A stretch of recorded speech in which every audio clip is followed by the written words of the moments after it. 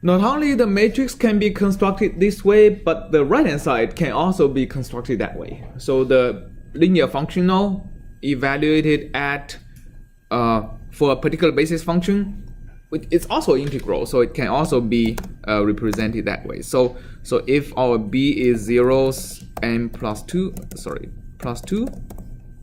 and 1,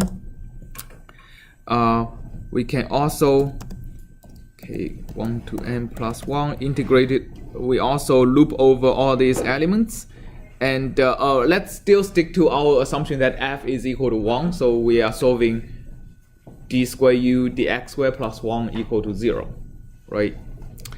So what we'll be doing is first my b element is going to be the integral of f, which is 1 times the basis function over each element. Because the basis function is just a linear function, goes from 0 to 1, by my b element is just half of the element size. So it's dxk divided by 2, right? For both k and k plus 1. And then my b k to k plus 1 is equal to itself plus b element. Alright, so I get also my b. So let's call b my b all. Okay, so I have my a all and my b all. So last lecture we looked at if we have both 0 Dirichlet boundary conditions, how we solve them. So if we have 0 Dirichlet boundary condition, we can just say, okay, my u is equal to 0 n plus 2 and 1. And my u in the interior 2 to n minus 1 would be equal to a. I only choose the 2 to n minus 1 rows and the 2 to n minus 1 columns. I just take a middle submatrix of a backslash minus b. Oh, I called it a all. Right, b all of 2 to n minus 1. And I get my solution. I plot x and u. I get what I expect, right? The wiggles are because they are piecewise linear functions. So this is the solution to my Poisson's equation, a parabola, a perfect parabola, all right? But let's see.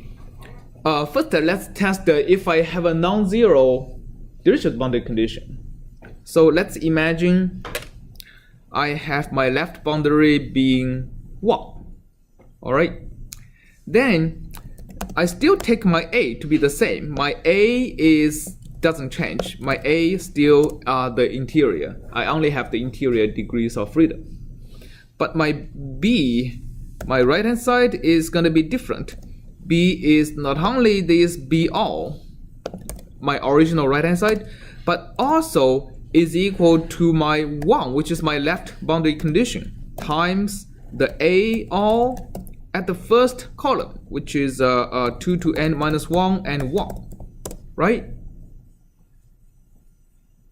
So I take the first column of a, multiply by the value I know at the left boundary, and add it to the right hand side. So my u 2 to n minus 1 is now, I'll just replace this by minus b and this by a. Also, of course, I need to set my boundary condition. Okay, I plot it. Where is it? Okay, I get my solution, right? So this is still a parabola with a second derivative minus 1, but I have my boundary condition satisfied. All right, any questions about this? So if I have my right boundary condition, un, let's see, also equal to 1, then my b is equal to this plus un, which is a known function, times a all of 2 to n minus 1 and end. And I do this again. I solve this again. I plot it. I get my right boundary condition also at 1. So this is how you do Dirichlet boundary condition with non-zero values. Okay, so how about Neumann boundary condition? We just don't enforce it. right? Okay, so let's say let's set our u. The way not to enforce it is very simple, actually. So what I need to do is, so let's set all of u to 0 again. So that's including the right boundary. My u, instead of only solving from 2 to n minus 1, I'm going to solve from 1 to n minus 1. So that include the left value. It's going to be equal to a.